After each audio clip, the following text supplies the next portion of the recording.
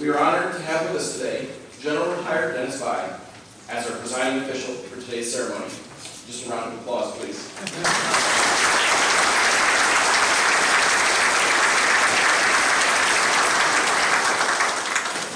Sharing this special occasion with us, we have Miss Patricia Wilson, his children Victoria and Rebecca Wilson, his brother Ivan Wilson, his sister Barbara Wilson, his aunt Josephine Denmark, his father-in-law Jose Lucido, and a host of first and second cousins. Okay.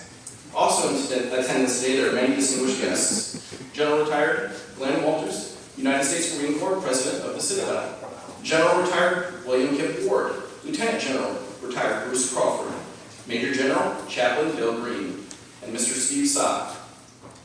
Ladies and gentlemen, please stand as able for the entrance of the official party and remain standing for the playing of the national anthem, followed by the invocation given by Lieutenant Commander Marquise Jones.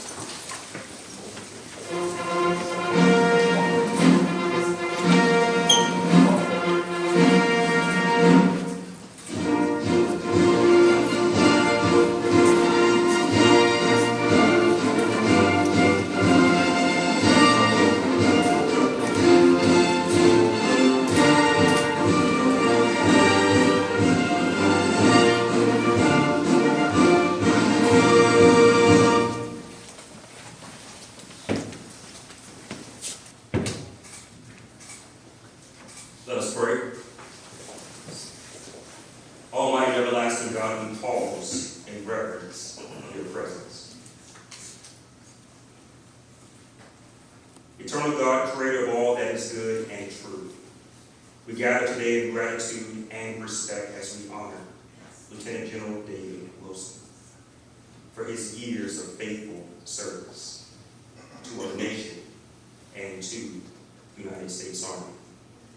We thank you for the strength, wisdom, and courage you have granted him throughout his distinguished career, for the countless decisions made with integrity, for the soldiers he has led with compassion, and for the example he has set in word and deed.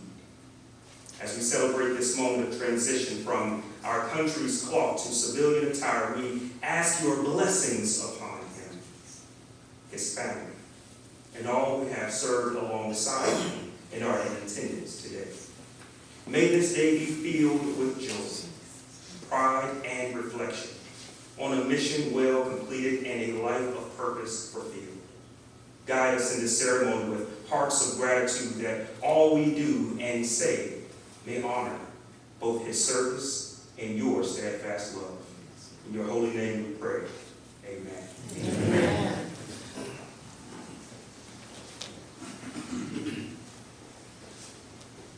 Oh, say, can you see by the dawn's early light what so proudly we hailed at the twilight's last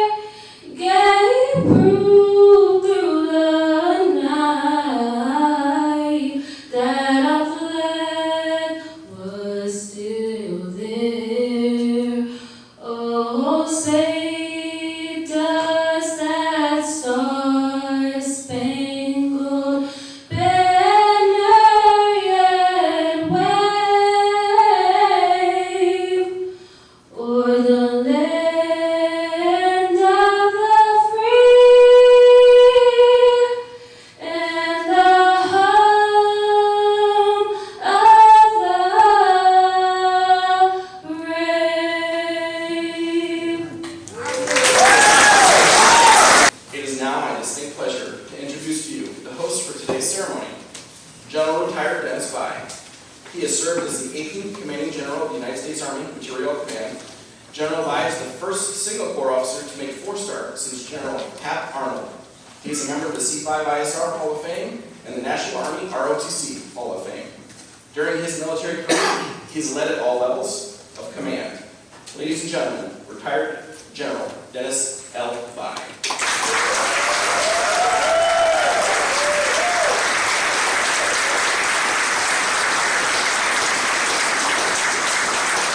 Thank you so very much. Good morning, everyone. Good morning. What a great day.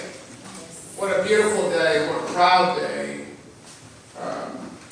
for the United States Army, certainly for the Citadel, and especially the Wilson family and this great Charleston community that we're gathering in today. It's also a great day for me personally to be a part of this tribute to this extraordinary, and I mean that truly extraordinary, general officer, a great soldier, and one of the very best logisticians the United States Army has ever produced. 11 years ago, in June of 2014, while serving as the Commanding General of the United States Army Materiel Command, I selected David to be my executive officer. It was one of the best decisions I made during my command tenure. David was the centerpiece of our winning team, navigating effectively between the commander, the command sergeant major, 2 deputy commanders, along with the chief of staff. David ran that headquarters and front office like a well-oiled machine. He was simply extraordinary in every way. I knew instinctively that he was going to become a general officer. David served for my executive officer for 24 months, 2 years of my 4.5 years in command. And the only reason I let him go is because he was going to get promoted to brigadier general. And I still try to hold on and ask the chief of staff, can you give him a little delay until we pin a star on him, but they wouldn't do that. It is such a great honor for me, and this is huge in its own way, and very special to preside at this retirement ceremony for this phenomenal Army officer, soldier, and his wife of 30 years. Patricia just celebrated 30 years here on November the 4th. Let's give them a round.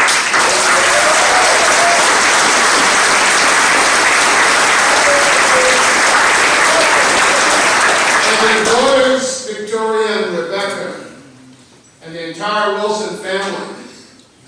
Although Lynn and I had planned to attend today's ceremony, as we've attended many ceremonies for David and Patricia over the years of his career, I was not expecting to preside. So David and Patricia, this is truly a privilege for me, both of you.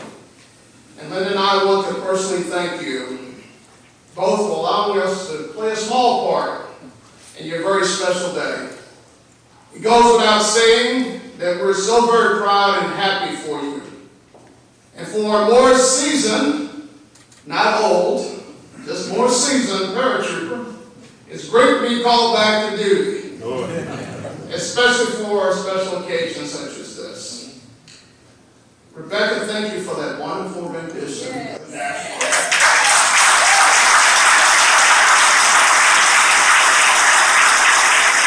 I know you've walked up here and sang, but that is difficult for anyone to sing the national anthem. Sing it for your dad and in front of this audience, and you didn't show yourself as being nervous at all. It was absolutely fantastic. Very well done. To Lieutenant Commander Marcus Jones for that wonderful invocation, and for that video montage that was played. David, I was trying to figure out what was going on with those guys with their wrists holding up. I kept seeing that. I was trying to figure that out.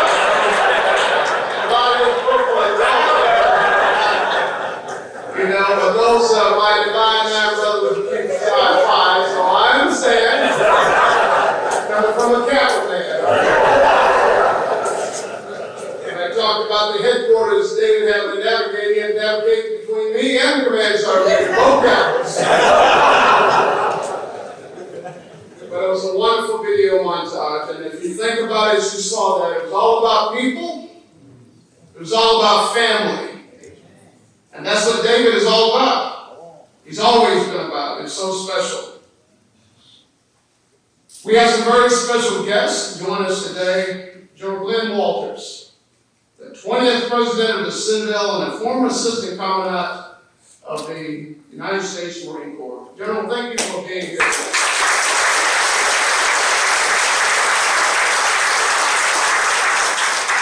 There were so many others who had planned to be here today. Many general officers and other senior executive civilians and so forth out of Washington, D.C. and other locations, and of course, their flights being canceled. David received a lot of calls yesterday and last evening as well. And so I just want to say, even though they're not here, David just noticed so many more that wanted to be here today to witness this ceremony. In fact, someone mentioned to me in the hallway they wanted to witness and ensure you were retired. They wanted to be here for it. And certainly my VIP, my personal VIP, of 42 years, my sweetheart loved it.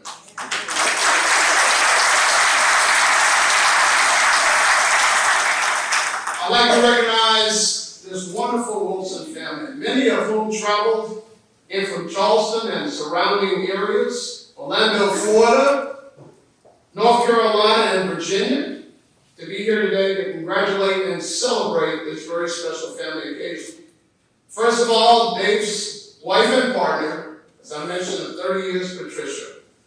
Their accomplished daughters, Victoria and Rebecca. And again, after that beautiful rendition, I'm going to add vocalists to their list of accomplishments. David's sister, Barbara. Where's Barbara? Wonderful. And his brother, Duncan. Absolutely. Who David said, and I quote, as a kid, whether it was attending his football games, wrestling matches, track meets, soccer games, rugby matches, basic training graduation, NCO induction ceremony, military school graduations, college graduation, promotion ceremonies, you will always turn out for him no matter what. That's what he is.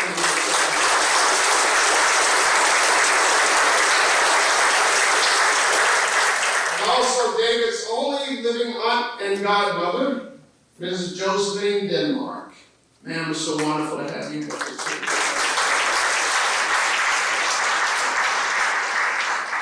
Of note, I would like to mention the lineage of military service to the Wilson family that extends to David. Many of you may not know this.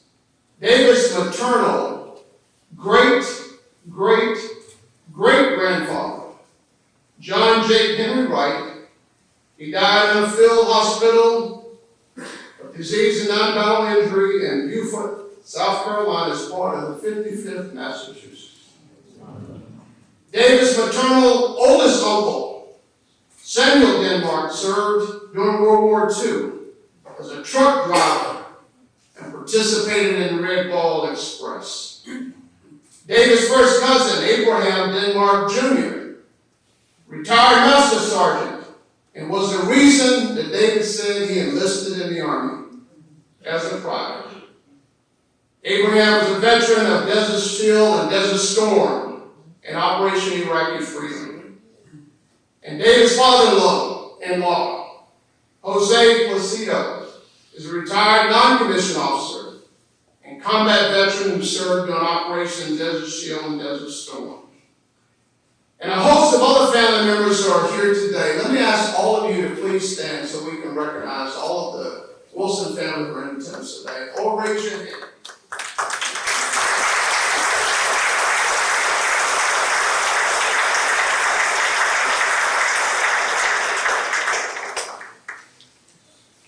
David hosted the ceremony here, he said, because he wanted to ensure that you all were able to enjoy and be here to celebrate with him. Also attending today are friends of David and Patricia who traveled from Hawaii, South Korea, Germany, Bahrain, Virginia, Washington, D.C., California, Texas, Alabama, Kansas, Florida, North Carolina, Kentucky, Maryland, New Jersey, Pennsylvania, Illinois, Iowa, and New York. David, I think we got all the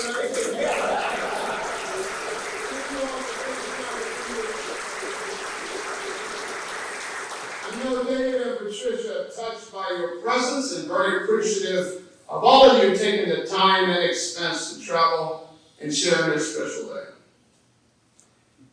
Today marks the culmination of a nearly 4-decade career of one of the most exceptional soldiers to serve in the United States Army.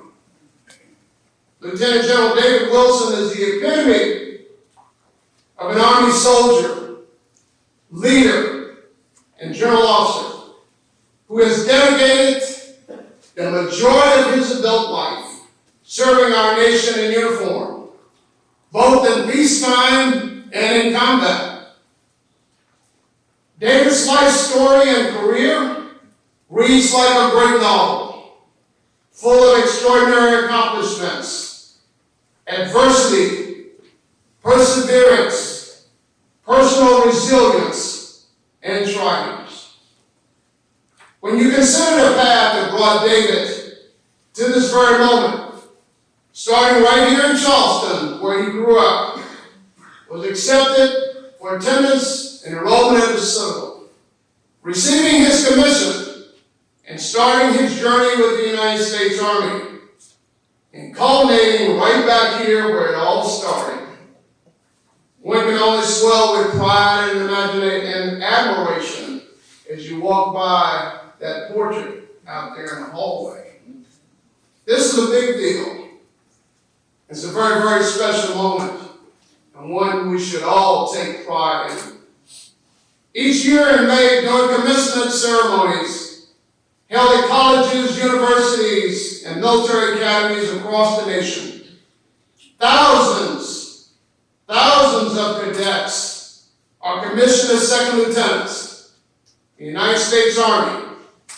And from those thousands of second lieutenants, only approximately 1% achieve the rank of brigadier general. And less of those fortunate few brigadier generals, less than half of them go on to make major general. And less than 5% of those major generals attain the rank of 3 or 4-star general. Clearly, the odds were not in David's favor. In fact, David had a higher probability of being struck by lightning than to be selected for promotion to lieutenant general. However, David defied the odds, and starting as an Army private, the bottom rung of the ladder, starting as an Army private, overcame numerous barriers and challenges, including his health, excelled at every level, and ascended to the rank of lieutenant general. He represents the best of the absolute best general officers in today's Army.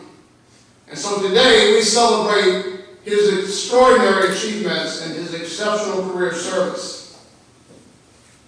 Lieutenant General Wilson began his career as an infantry soldier, earning the Expert Infantry Badge as a junior enlisted soldier at Fort Benning, Georgia.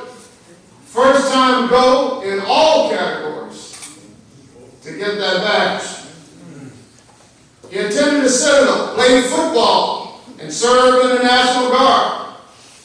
And after receiving his commission as a field artillery officer, he served in Korea in the 82nd Airborne Division. And you know that's where we jump out of perfectly good airplanes while in flight. David then transitioned to ordnance and served with the 3rd Infantry Division commanding a company in the main support battalion where he deployed to Somalia. As a battalion commander in 2009, David deployed 1,162 soldiers to Iraq from Fort Bliss and returned all 1,162 to Fort Bliss without loss of life.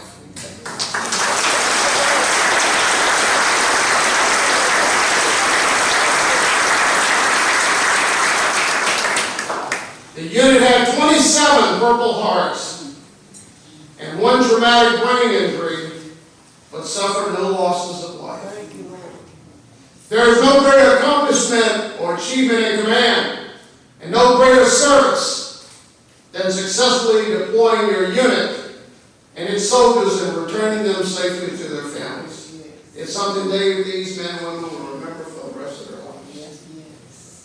The unit earned the Chief of Staff of the Army Safety Award in combat for completing over 1 million miles, delivering supplies, conducting recovery and security missions without a rollover incident or negligent discharge of a weapon. That's leadership and discipline at its best. David Wilson commanded at every level, from captain to major general, including commanding general of the Ordnance School and Center, J4 U.S. Forces Korea, commander 8th Theater Sustainment Command in the Indo-Pacific, and culminating as the headquarters department of the Army G9, where he was a principal military advisor to the Chief of Staff of the Army and the Assistant Secretary of the Army for Installation and Environments on the development, resourcing, implementation, and evaluation of approved policies and programs for all installations, all Army installations across the world. Among other distinctions, he was inducted, as you already heard, the U.S. Army ROTC Hall of Fame, also the South Carolina State ROTC Hall of Fame, and is listed as one of the Citadel's distinguished alumni, and the recipient of the 2024 National Park Service Trailblazer Award. Lieutenant General Wilson is one of 3 commissioned officers from his graduating class of over 600 cadets to become a general officer on active duty, and one of 2 from 156 commissioned in the Army from his class to be promoted to Lieutenant General. For more than almost 4 decades, Lieutenant General Wilson has built soldiers and leaders. He's strengthened organizations and uplifted leaders and soldiers, not through authority, but through presence, compassion, care, and personal example. However, you ask David what he is most proud of as he's accumulated all of these awards and accolades. He'd say that he's been a proud husband to Patricia and a father to his daughters, Victoria and Rebecca.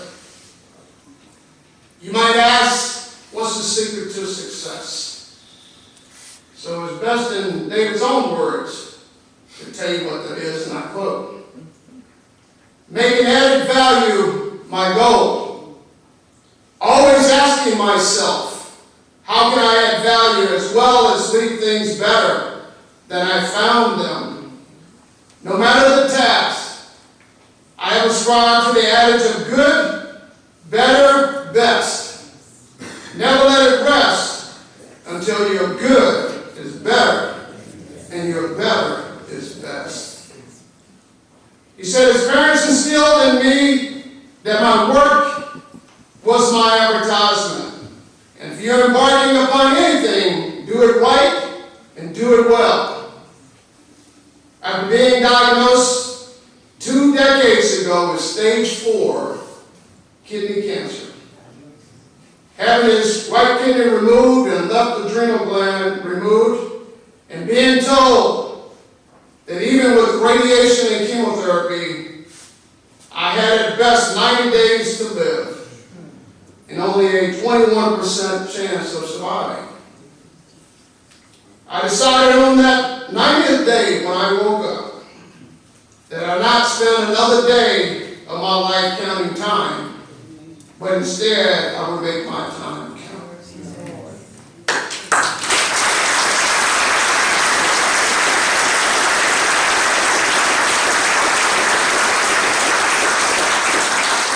God is good. I had to pause there for a minute.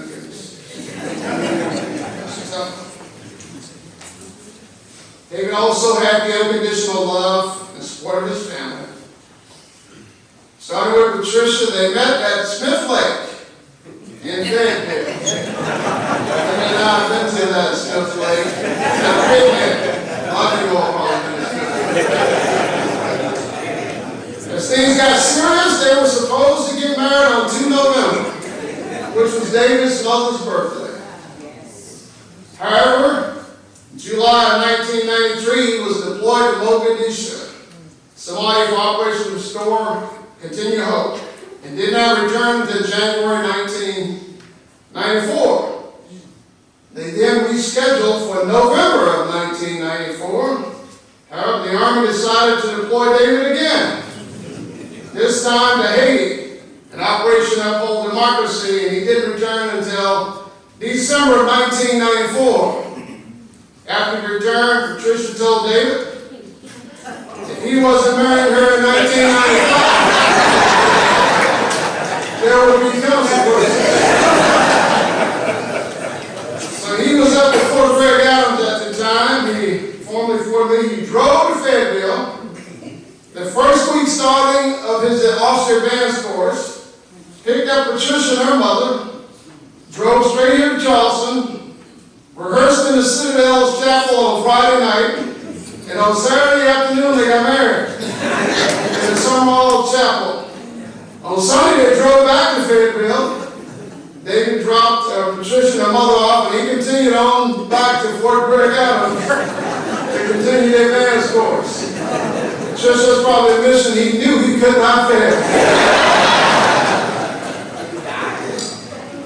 Patricia, an Army veteran, also remained devoted to our military families through her involvement in leadership of family support groups and family readiness groups and organizations, especially during combat deployments, while pursuing and achieving her own successful career in healthcare. And his daughters, Victoria and Patricia, who supported their dad throughout his career, constant moves, new schools, and having to make new friends, along with your dad's extended deployments. All of you have sacrificed so much over the years in support of your husband, dad, and brother. And I know David is extremely thankful for all of your encouragement, prayers, and support, and thankfully blessed to have all of you in his life. You can tell a lot about someone from the comments shared by others. After learning that I would be presiding at David's ceremony today, I received many notes about David, and I'll only share a few in view of time. 2 are from 2 4-star generals who retired now, Vince Brooks and Abe Abrams, whom David served with. And I quote, David was a fantastic teammate, and a fantastic logistician, and a fantastic trainer, and a fantastic combat leader. His personal resilience in beating cancer and bouncing back to have a full career of service with multiple combat deployments. David never quits, and he never accepts defeat. He is a true professional who knows exactly what being ready for combat is all about. Congratulations to David and Patricia for the extraordinary service. I am so grateful to have served with them. General Vince Brooks. David Wilson was a logistician with an operator's mentality. The answer was always yes, and leveraged his mastery of the 8 principles of sustainment to make it happen.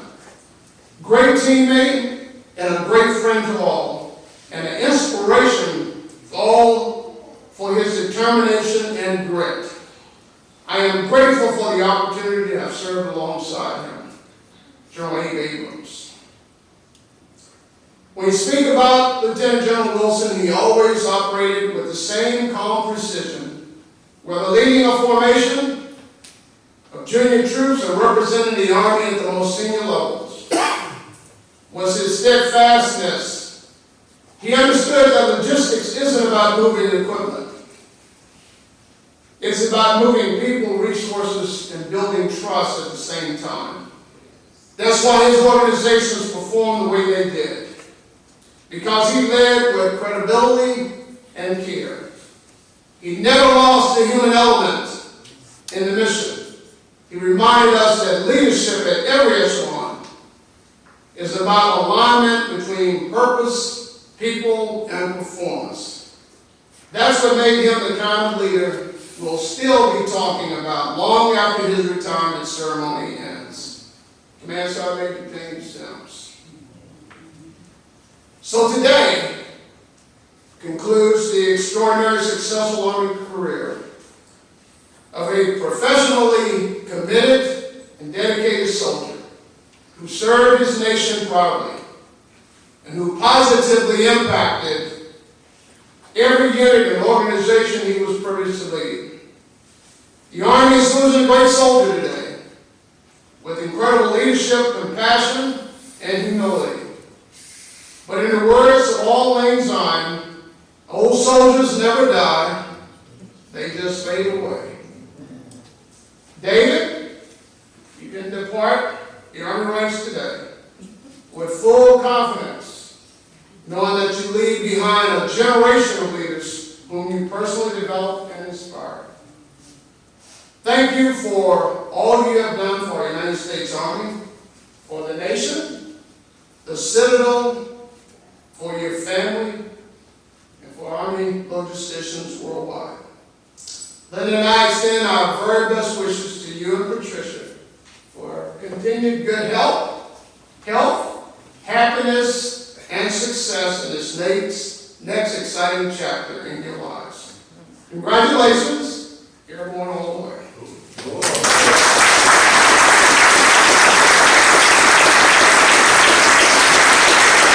General Vi will now present Lieutenant General Wilson with a certificate of retirement that reads, "To who all shall see these presents. This is to certify that Lieutenant General David Wilson, having served faithfully and honorably, was retired from the United States Army on the first day of February 2026.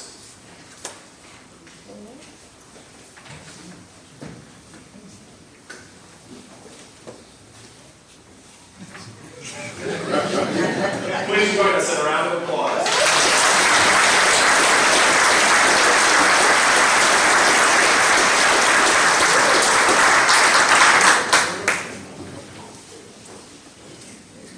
A Distinguished Service Medal is prepared and awaiting signature. Due to the lapse in appropriations, Lieutenant General Wilson will receive his retirement order at a later date. Lieutenant General Wilson has also received various certificates from former presidents, senators, and military associations he's a proud member of. At this time, we have a special presentation from various organizations. At this time, Ms. Wilson, please join Lieutenant General Wilson and General Vi in the front. We will now present Patricia Wilson with the Superior Public Service Award.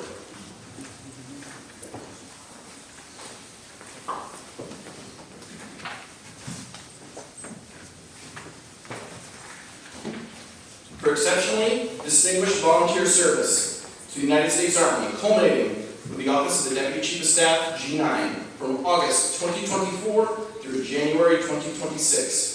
Ms. Wilson was an inspiring, compassionate, and tireless volunteer whose exceptional efforts to improve the morale, esprit de corps, and the well-being of every organization, unit, and community she served. Her selfless contributions of time, talent, and energy positively enhanced key programs and initiatives. Ms. Wilson's distinctive accomplishments through her many years of distinguished volunteer service are a great credit to herself, the Office of the Deputy Chief of Staff, G9, and the United States Army.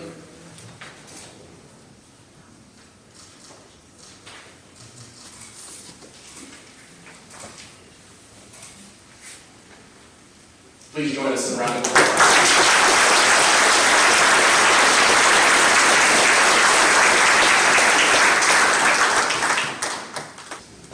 Presenting the flag to Lieutenant General Wilson is Lieutenant Colonel Kingsley O'Neill, The flag was flown over the Pentagon on the 30th of October, 2025.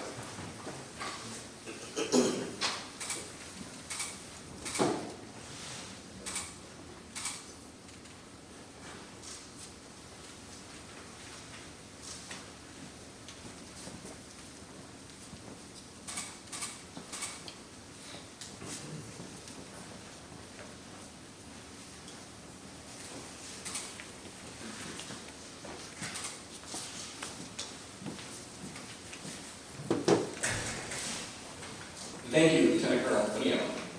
Ladies and gentlemen, it is now my distinct pleasure to present to you, for the first time, Lieutenant General David Wilson, United States Army, retired.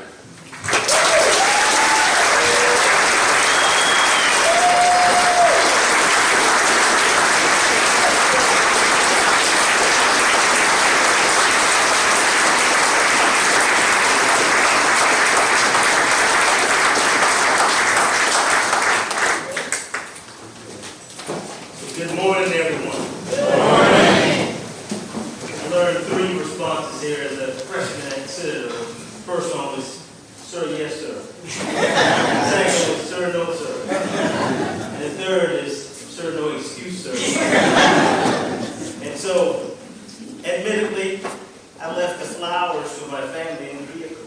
So I'll give you all your flowers over at the reception. That's my first disclaimer. So good morning. General Walters, thank you, sir, for taking time out of your busy schedule to be here today. It means a lot to see you and Tommy Gordon, my classmate, Commandant of Cadets here in the audience. General Vi, Mrs. Vi, thank you both so very much for honoring us with your presence at this ceremony. And thank you, General Vi, for stepping in and preside. You know, due to the government shutdown, the furlough, the Undersecretary of the Army could not travel. And so General Vi graciously, stepped in at a time of importance for me and my family. And I know how very busy you are. It means the world to Patricia and I to have you and Linda here because you both taught us what right looks like. Right? Your motto and example is what we tried to emulate along the way. And we thank you both. You know, life isn't so much about how much you keep for yourself. It's more about how much you pour into others. Right. That's right. Thank you for your willingness to always pour into me and many other officers, non-commissioned officers, and soldiers that you led and mentored along the way.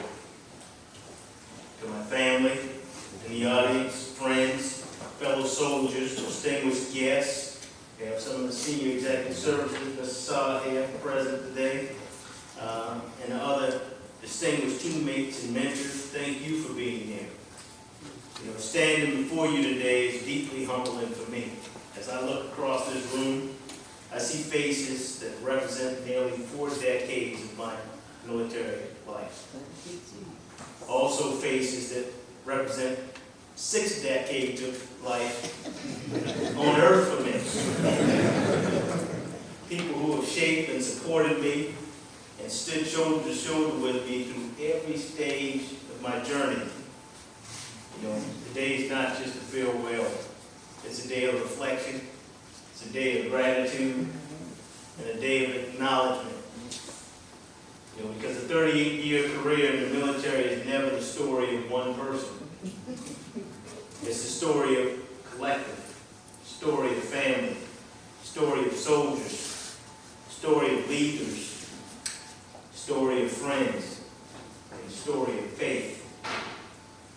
My story begins here in Charleston, South Carolina, 10 blocks from this campus. A city deep in history, rich in culture, and a strong community. Charleston raised me. It grounded me in values that have guided me every single day of my life. Our state motto I've carried with me ever since learning it in elementary school.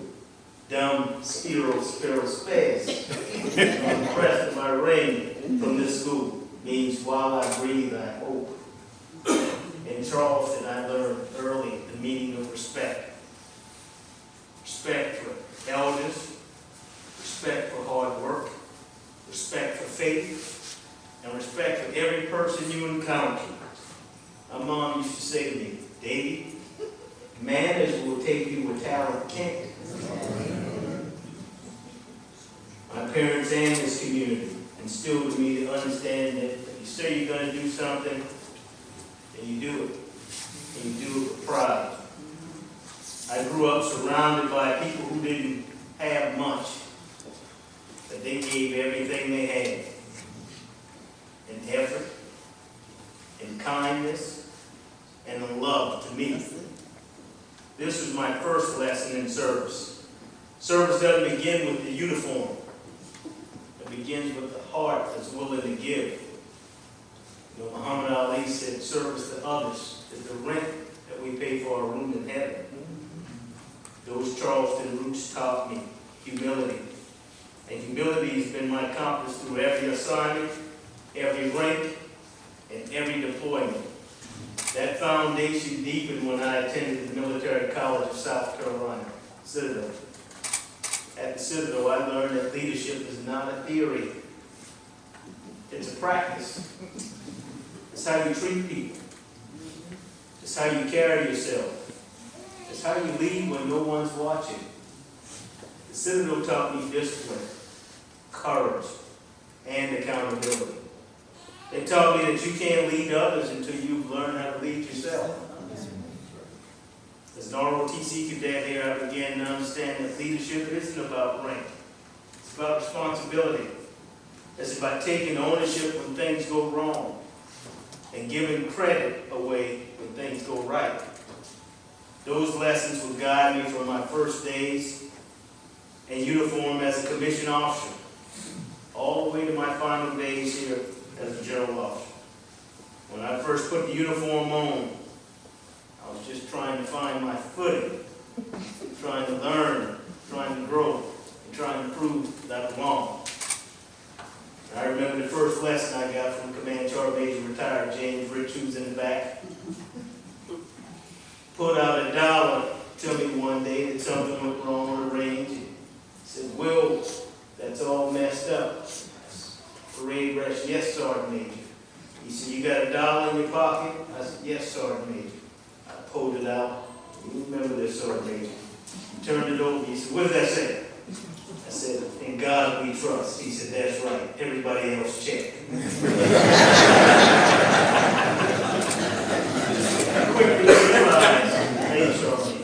I quickly realized that the Army is a place where performance speaks louder than pedigree.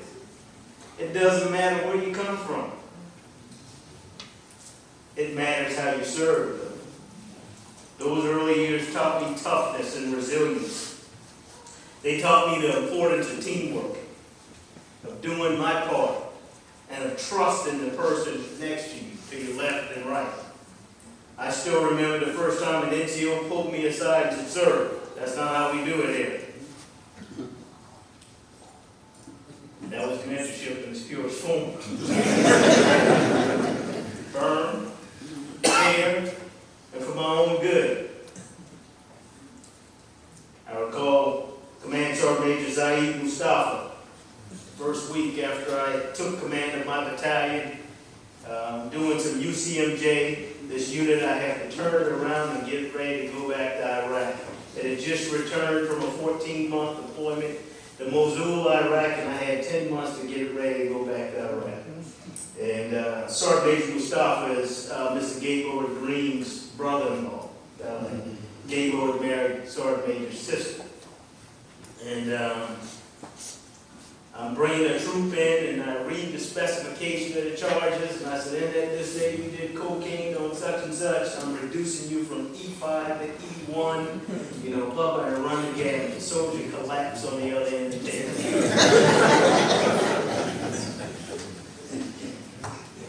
They picked the soldier up, ushered him out of the room. Sergeant Major gets everybody out of the room, and he said, sir, when the last time you did this? I'll leave the expected about it. The sugar honey iced tea. I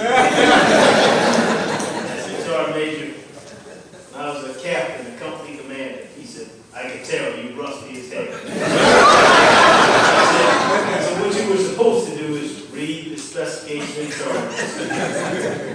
You were supposed to ask the soldier if he had any experience. You were supposed to confer with the chain of command. And then you would ask the soldier to step out, come back in, and then you read. So you pull out the Highlander sword, cut that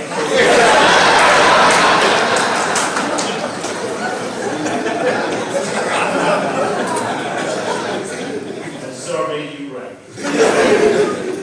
He got the soldier back in. I said, you know, punishment still stands. You're dismissed. all of the others, I did absolutely as Sergeant Major told me. But that moment, many like it, taught me that non-commissioned officers are truly the backbone of our army. They are the keepers of the standard, the teachers of soldiers, and the guardians of our profession. Every soldier has a sergeant. When I was a soldier, I had a sergeant. When I was a sergeant, I had a sergeant. I was a company commander, I had a sergeant called the first sergeant. I was a battalion commander, I had a sergeant called the command sergeant major.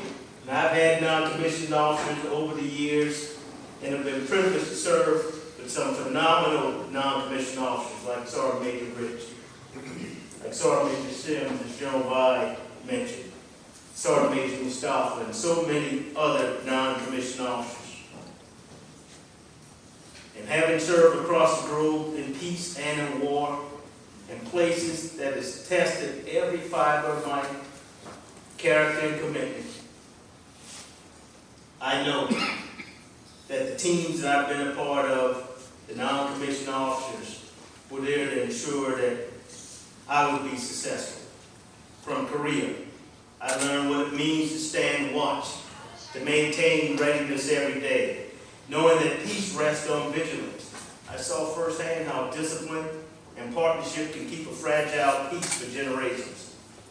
That first assignment in Korea for me after leaving the Citadel was foundational for me and gave me lifelong teammates like Gwen, Duncan, Wright, Carter, Ransom, Sullivan, Benton, McNorrell, Conyers, Wiggins, Chisholm, Williamson, Hawkins, Kelly, Jones, Black, Hoskins, Thigpen, and so many more. I didn't name yet, going to charge it to my heart, charge it to my head. It was there that we took pride in being second to none. At Fort Bragg, North Carolina, I learned that you don't have to get ready when you stay ready. Because in that duty station, we had to be ready to be anywhere in the free world in 18 hours. For me, it was transformational. As I came out of the 2nd Infantry Division, the 82nd Airborne Division, and then to the COSCOM, I gained dedicated friends and mentors like Krishan, Gibson, Leonard, Stafford, Scott, McMullen, Petro, Walker, Jones, Gore, Morgan, Greer, and so many more. If I didn't name it, I'll charge it to my heart, charge it to my head. Mogadishu, Somalia, it was different. My first combat tour, it was raw. First time I pulled the trigger on my weapon, and a round went out, and I saw a round coming back toward me. It was real.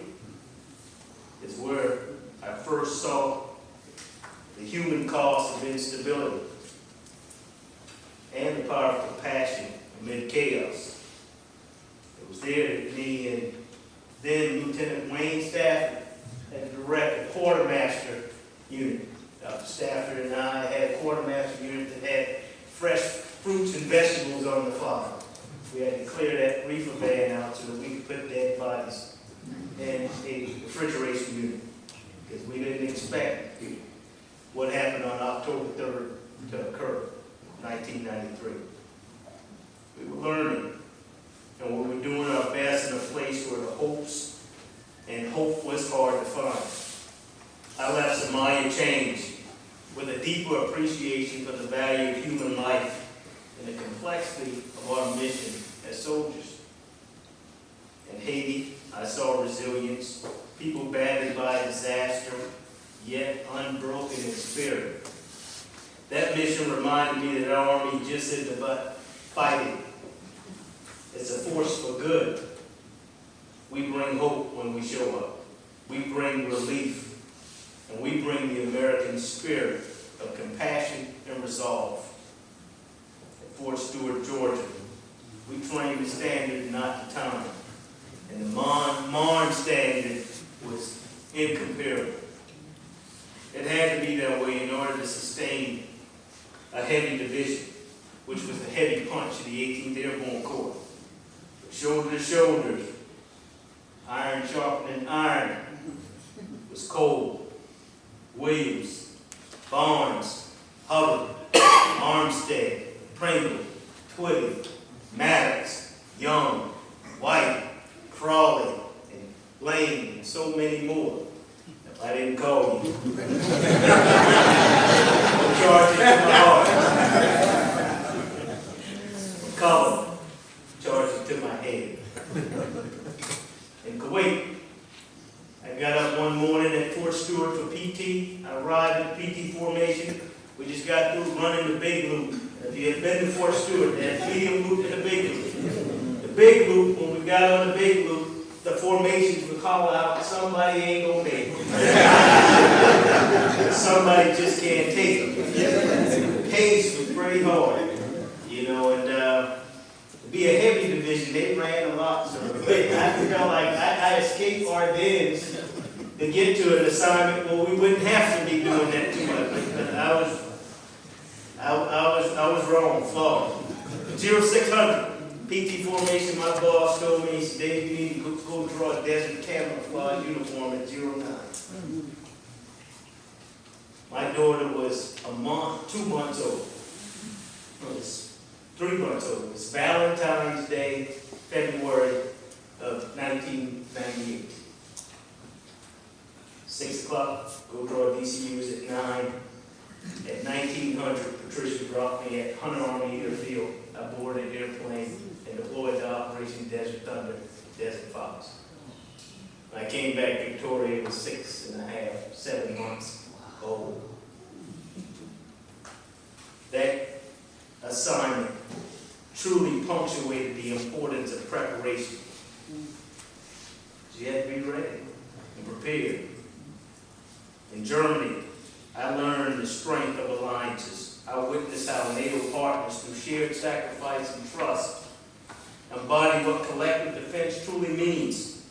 And I experienced the professionalism of soldiers who understood deterrence is as important as defense. Standards and discipline became our clarion call as we prepared for war. And at the forefront of action were teammates like Roscoe, Martinez, Green, Anderson, Harris, Tuel, Haley, Flores, Russell, Glenn, Murata, Williams, McKenna, Melton, Booker, Soldiers, Johnson, Onyema, Rosado, and many more. If I didn't call you, I'm charging to the heart, charging to the head. This tour made me an Iron Soldier for life, because it is where I deployed to Iraq once. And those were some of the hardest and most defining chapters of my life. Leading troops in the battle, the likes of Abraham, Bennett, Witherspoon, Whittle, Rube, Mustafa, Asomko, and many, many more. If I didn't call you, we'll charge it to my heart, charge it to my head. I witnessed courage I'll never forget. Soldiers, NCOs, and officers who faced danger daily, yet found humor, brotherhood, and purpose in the midst of war. In Iraq, over a 15-month tour and 14-month tour, we lost good people. Heroes who gave everything they had for this nation. And I carry those memories with me always. Every decision I've made since has been with them in mind, and to lead in a way that honors their sacrifice. Through all those experiences, Korea, Germany, Somalia, Haiti, Kuwait, Iraq, one truth stands above all, and that is people make the difference. Not equipment, not technology, not strategy, and simple people. Our soldiers, our non-commissioned officers, our civilians, and our families. They are what make the U.S. Army the greatest fighting force on earth. And I've had the privilege of serving with some of the finest men and women our nation has ever produced. Soldiers who didn't complain when the mission got tough. NCOs who carried the entire formations on their backs. And officers who led with courage and not ego. To my fellow officers, thank you for your partnership, your professionalism, and your friendship. To my NCOs, thank you for the honesty, your toughness, your unwavering example. And to the soldiers, thank you for your trust, your humor, and your unbreakable spirit. I've always said that the best part of being in the Army isn't the uniform, isn't the medal, isn't the rank, it's the people. And that's what I'll miss the most. So over 38 years, I've been blessed with incredible mentors and senior leaders who saw potential in me I couldn't yet see in myself. They challenged me, they corrected me, and they, most importantly, invested in me. Leaders like General Hartzell, General Ward, General Thurman, General Brooks, General Vide, General Webb, General Williams, General Twitty, General Proctor, General Wilson, General Hurtman, General Dempsey, General Abrams, General Bromberg, General Tucker, General Cameron, General Brunson, and many more. I can still recall the words of wisdom from some of the senior leaders. One would tell me, lead with empathy, not emotion, Dave. Another would say, when in doubt, Dave, fall back on your values. Another told me, never walk past a problem you can fix. Your body used to tell me, you gotta get altitude on your problem.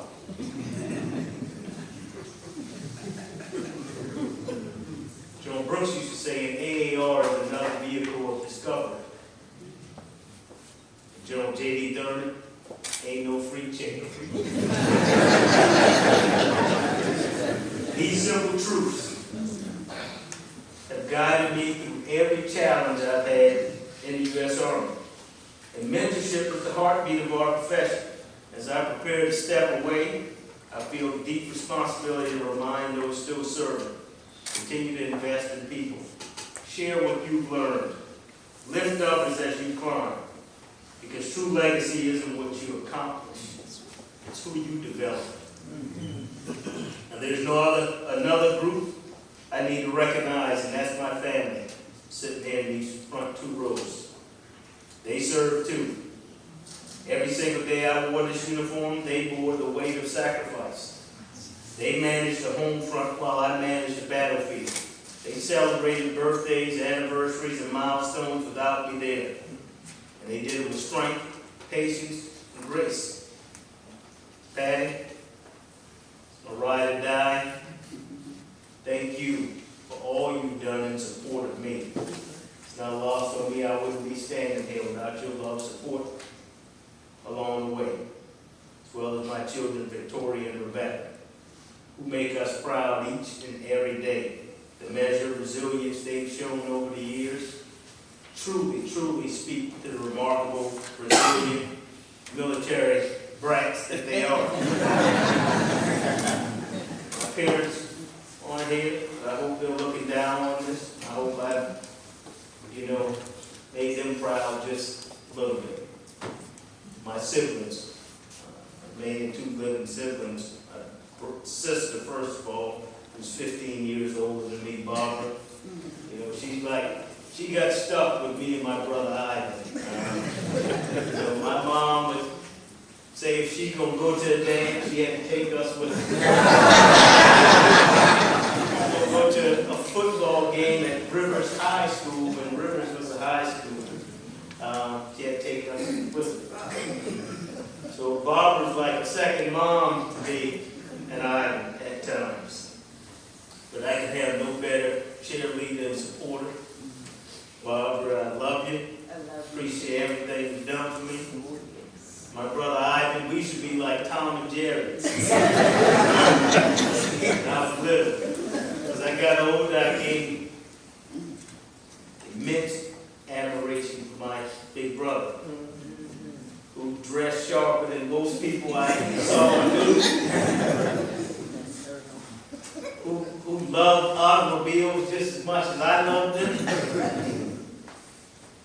and who had a sense of humor unlike anybody I knew. And no matter what I was doing, he was willing to get me where I need to be. And I appreciate you, Ivan. I love you for it. Love you. You're quite well. Very proud of you. I love my uncles, my Uncle Ham, Uncle Tom, Uncle Feynman, Uncle Benjamin, Uncle Paul, Uncle Wesley, so many of them. I hope they're all looking down on this moment. And I know they are.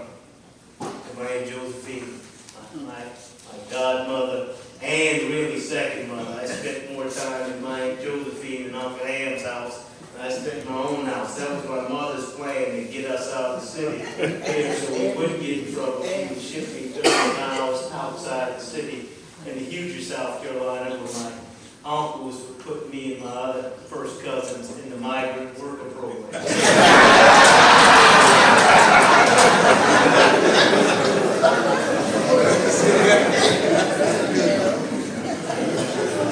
I think me and my first cousin Ty, who's sitting in the front row here, we learned how to drive a tractor before we could drive a car.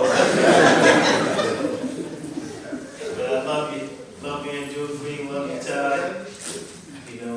Appreciate everything y'all done for me. Always turning out for me. The most important thing, Josephine, always praying for me. Because you taught me how to pray. As a little boy, I learned my first prayer in my Aunt Josephine's house. And it was simply this: now I lay me down to sleep. Pray the Lord my soul to keep. If I should die before I wake, I pray the Lord my soul's faith. My aunt taught me how to pray. And I've been praying ever since. My aunt taught me that way. The truth is, we wear the uniform, but our families fight the quiet battles, the loneliness, the worry, the uncertainty. They're the true definition of resilience.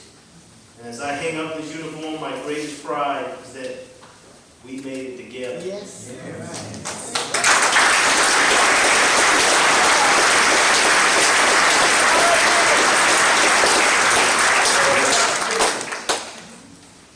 So as I reflect on 38 years, 5 months, and 12 days of service, I realize that the Army has given me more than I could ever repay. It's given me a purpose. It's given me perspective. It's given me a family of brothers and sisters that I'll cherish forever. Many of you out in this audience. It taught me that leadership is about presence, being there when your soldiers need you most. It taught me that humility is strength and not a weakness. And it taught me that success in uniform isn't about personal gain. It's about collective accomplishment. Every formation I've led,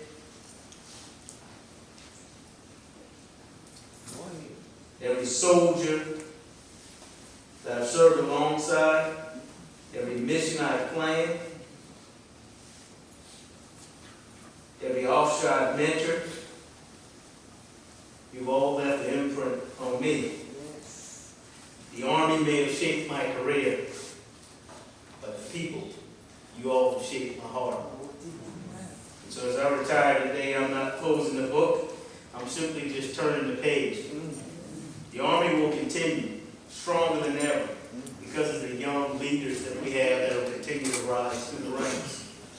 To them I say this: guard the standard, protect the culture, and honor our profession.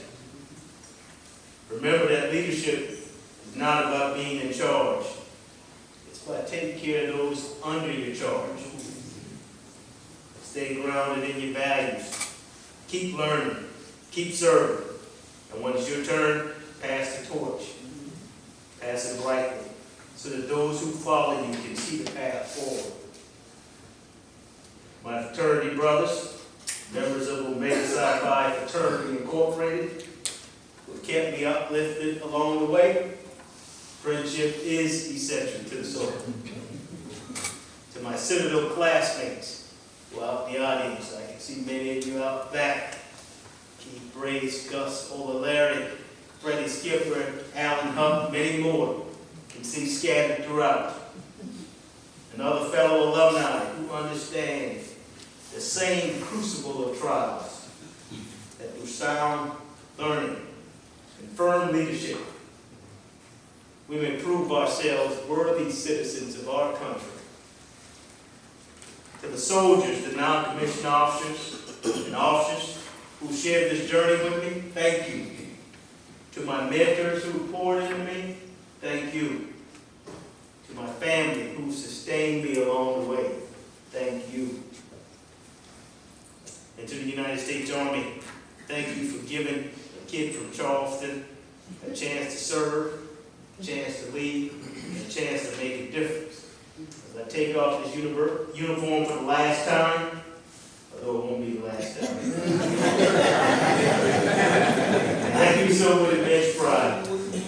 And the Army will always be a part of who I am. And though I'm stepping away from active service, my heart will forever beat a rhythm for those who continue to march along the way in service. May God bless all of you who have attended this ceremony today. God bless the Citadel, God bless our Army, and God bless the United States of America. Thank you. I'm Colonel Retired Chris Roscoe. Dave and I know each other since 2003. We were roommates in OIF 1. And so that's the first time I'd met him. We had already deployed, and Dave showed up in 1st Armored Division to be the DISCOM XO. And at the time, he was the junior major, and he was in the senior major's position as the DISCOM XO, and I was the MMC chief. And I quickly figured out why Dave had been placed as the junior major in the most senior major position in the DISCOM, because his talent was evident immediately. It didn't take me long to figure out that Dave was destined for greater things than I ever achieved.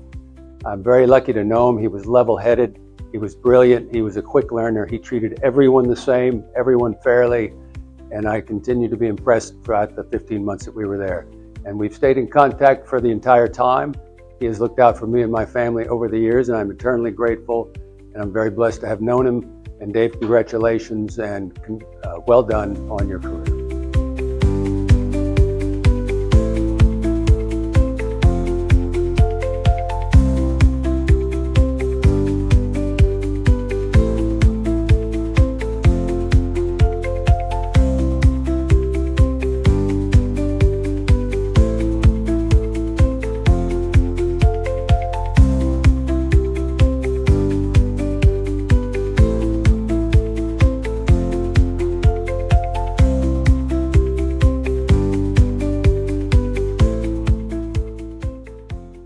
General Wilson, good afternoon. Congratulations on an incredible career, service to the nation. It's a special day for you and your family, and I feel so privileged to be able to share it and kind of celebrate this day with you. Sir, serving as your last ADCS has been one of the professional highlights of my time here in the Pentagon. Your lessons and your kind of steady leadership is something that I'm always going to remember. I'm going to always try to emulate going forward. And sir, I will certainly miss seeing you every day. Again, my best wishes to you and your family. And I'd be remiss if I didn't say my mother, who loves you more than anyone, also sends her congratulations on this great day as well. Best wishes, good health, and all those great things, and God bless you. Thank you.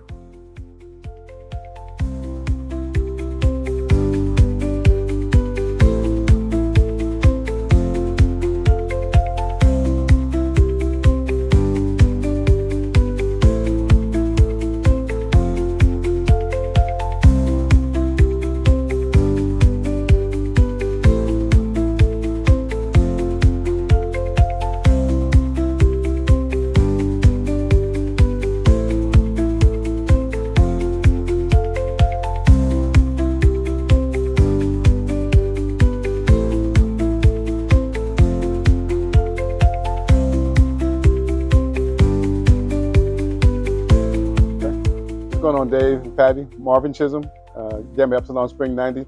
Met you as a young lieutenant over in Korea. And we served together several times. Bragg, Stewart, Fort Eustis, and just you have been an example and a friend and a leader amongst the brothers. So we appreciate you. We're proud of you. Your success is in large part our success as well. Congratulations on retirement and congratulations on being that bruh.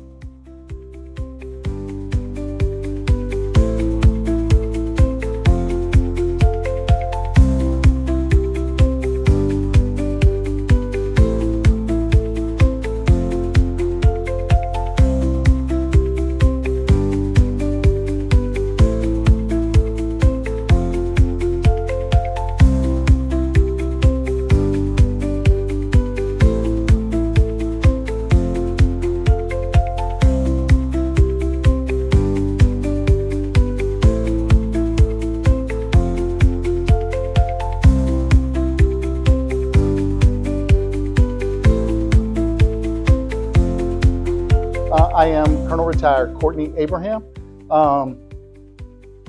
Go back to 2005 when I first met then Major Wilson and Miss Patricia at the USERA Log Ball. And it was Tamika and I, and my wife was pregnant with our first child. And from there, I went on to deploy again, but we met up again in 2006 at the United States Army Human Resources Command, where we were both assignment officers. And that's where our relationship really began to develop. And we were carpool buddies together. We rode the bus together. And I knew at that point that I was really beginning to hitch myself with someone who would travel far.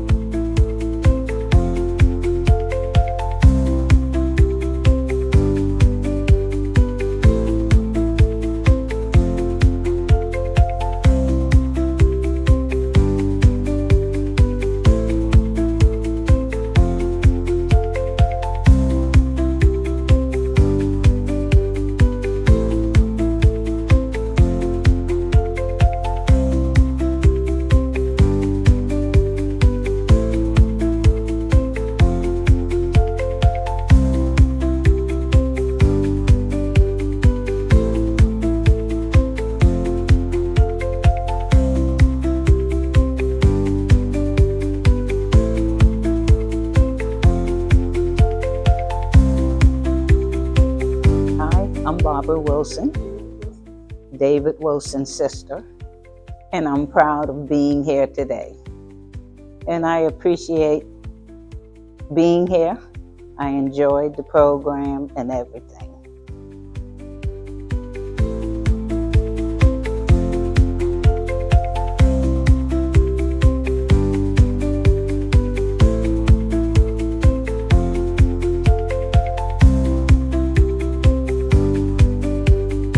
My name is Lieutenant Colonel Retired Miguel Martinez. I met Dave same time and the 1AD disc coming in 2003. Actually, he didn't say, but we were roommates. So the three of us fit in a place, and we became very close. And over the years, have remained so. Dave was fantastic from day one, and we clicked. I actually replaced Dave when he became the executive officer of the DISCOM. I became super operations officer. So we remained, worked together a lot of late nights in the combat zone, and became very close. What brought us closer the most is our faith. We're both tremendous faith, and over the years build on that, and to this day remain very close. I wish the United States was like Puerto Rico, very small, and you can just drive and go see your friend every week. But it is not so. So we stay in contact, we connect, and stay together that way via telephone. So I'm very happy for him who have completed his 38 years of service the way it has. So brother, I love you. May the Lord bless you and Patricia and the girls always. I'm taking golf lessons, so next year I'll see you on the golf course.